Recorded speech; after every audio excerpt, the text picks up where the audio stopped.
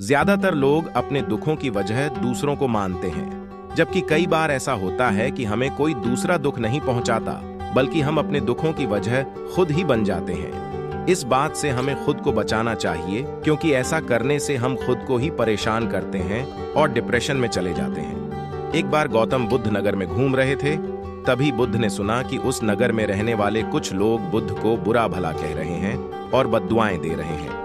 ऐसा इसलिए हुआ क्योंकि उस नगर में रहने वाले कुछ बुद्ध विरोधियों ने आम नागरिकों के मन में ये बात बिठा दी थी कि गौतम बुद्ध एक ढोंगी व्यक्ति हैं और ये उनके धर्म को भ्रष्ट कर रहे हैं। इस वजह से उस नगर में रहने वाले लोग बुद्ध को पसंद नहीं करते थे और उनको अपना दुश्मन मानते थे।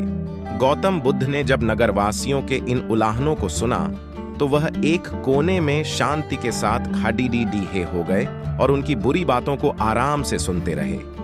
इस दौरान बुद्ध ने कोई प्रतिक्रिया नहीं दी। कुछ देर बाद जब नगरवासी बुद्ध को बुरा भला कहते हुए थक गए और चुप हो गए, तो गौतम बुद्ध ने उन नगरवासियों से कहा, क्षमा चाहता हूं, लेकिन अगर आप लोगों की बातें खत्म हो गई हैं तो मैं यहां से जाऊं। ये सुनकर उनको बुरा कहने वाले लोग बहुत आश्चर्यचकित हुए। तभी वहां मौजूद लोगों में से एक व्यक्ति ने बोला, हम लोग तुम्हारा गुणगान नहीं कर रहे हैं, तुमको उलाहने दे रहे हैं और तुम्हें बुरा बोल रहे हैं। क्या तुम पर इन बातों का कोई असर नहीं हो रहा?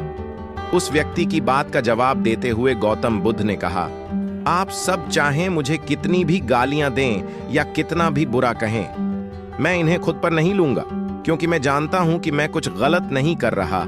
इसलिए इन बातों को जब तक मैं स्वीकार नहीं करता, तब तक इनका मुझ पर कोई असर नहीं पड़ेच रहा है।